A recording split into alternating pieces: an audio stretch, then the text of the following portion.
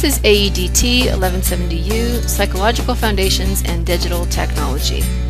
Module 3, Video Clip 3.2, Intelligence, or What Makes You Smart. Here are some guiding questions for this video. What are the historical notions of intelligence?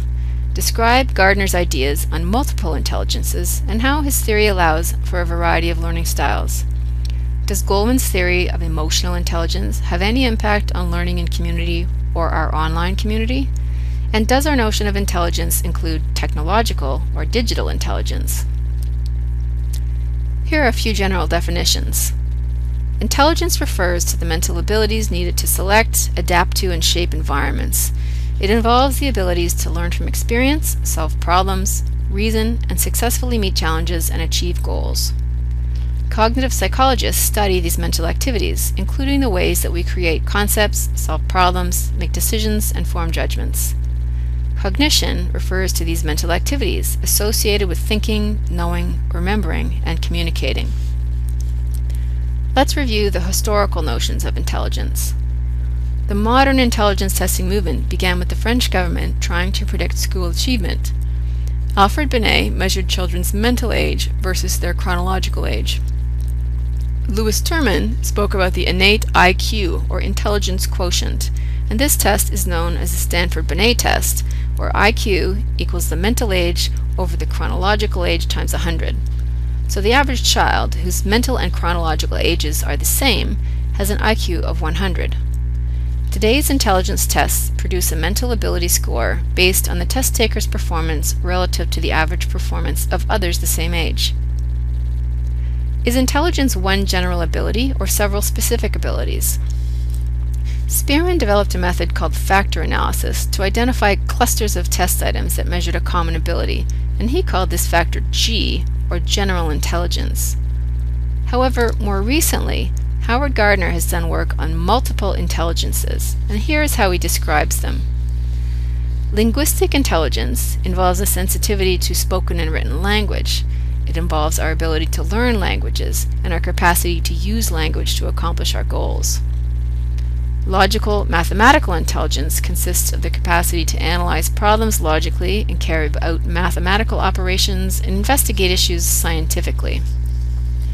Musical intelligence involves skill in the performance, appreciation, or composition of musical patterns. Bodily kinesthetic intelligence entails our potential to use our whole body or parts of our body to move well with physical literacy. Spatial intelligence involves the potential to recognize and use patterns of wide space and confined areas.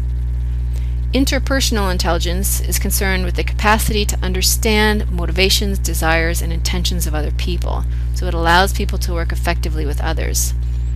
Intrapersonal intelligence entails the capacity to understand oneself, to appreciate one's feelings, fears, and motivations. The naturalistic intelligence has to do with nurturing and relating information to one's natural surroundings, including classifying natural forms of the environment.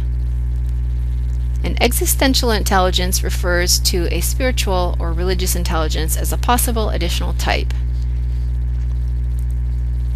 Go to the link below and take the multiple intelligence test to see where your strengths lie. You may be strong in one or more of the areas. Robert Sternberg had another model of intelligence where he identified three aspects. Analytical intelligence involved academic problem-solving intelligence, creative intelligence, which referred to reacting adaptively to novel or new situations, and practical intelligence that is required for everyday tasks that have multiple solutions. Another recent model is Daniel Goleman's model of emotional intelligence, which involves our ability to perceive, express, understand, and manage our emotions. Emotional intelligence is not necessarily related to academic aptitude, and generally researchers find that women tend to be better at emotional intelligence than men. We'll talk more about this in our module on gender and technology. But what about the relationship between creativity and intelligence? Creativity can be thought of as the ability to produce ideas that are both novel and valuable. A certain level of intelligence is necessary but not sufficient for creativity. In general, people who do well on intelligence tests do well on creativity tests. one might consider that there are 5 components of creativity: expertise, or a well-developed knowledge base; imagination and imaginative thinking skills, which is an ability to see things in new ways and make new connections; an adventuresome personality that can tolerate uncertainty and that seeks out new experiences; intrinsic motivation, such as challenge and satisfaction in doing a task; and a creative environment that sparks and supports the development of creativity. Go to the link below to try the self-creativity test and see where you rank. Here are a few general points about intelligence. First of all, it seems to run in families. People with the same genetics seem to share similar intelligence. Identical twins have very similar gray matter volume in their brains, and identical twins who've been raised separately have similar IQ scores.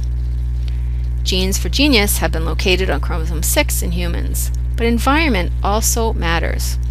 Fraternal twins who are treated alike tend to score similarly than other siblings. Over time, adopted children score more like their biological parents than anyone else, so it's clear that there is an inheritability of intelligence. Most of the variation in intelligence testing relates to genetic factors. But early intervention can help. Children in stimulating environments do very well. So what about super babies? There's really no evidence to support this if children are raised in a normal, stimulating environment. With regards to gender, girls are generally more verbally fluent, better spellers, more sensitive to touch, taste, and odor, and more capable of remembering words and the location of objects. Boys tend to outnumber girls 13 to 1. In high SAT scores of math, boys do better in spatial ability. But among high school underachievers, boys outnumber girls 2 to 1. These are some information from Myers' textbook. But be careful not to stereotype. Are IQ tests discriminatory? Tests detect innate differences in intelligence, but also performance differences can be caused by cultural experiences. Is the test biased towards some groups rather than others?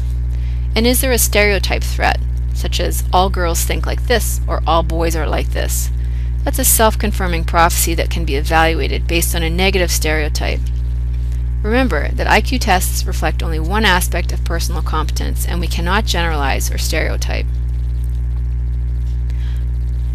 Let's take a look at right brain versus left brain. There is physiological evidence to show that our right and left brains emphasize different functions. In general, the right brain emphasizes creativity, artistic, and intuitive thinking, whereas the left brain emphasizes logical, rational modes of thinking. Dear Left Brain, I bought us a car that has class-leading 35 mpg and a 5-star crash test safety rating. Dear Right Brain, I bought us a car with a 274 horsepower turbocharged engine and panoramic sunroof. Now both of you shut up and let me drive. The new Kia Optima, not your average midsize sedan.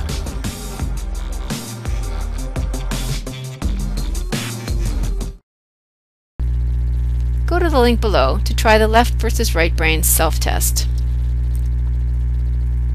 Here's a few big ideas for bantering about. Do you think there is a digital intelligence that we're born with? Would this type of intelligence use more of the right brain or the left? Are computers creative or logical? And what would happen to the world if we had independently intelligent computers?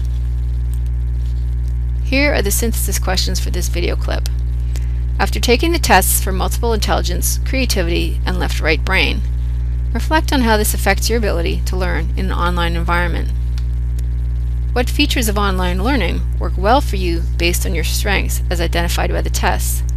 And which type of learning environment reaches a wider variety of intelligences?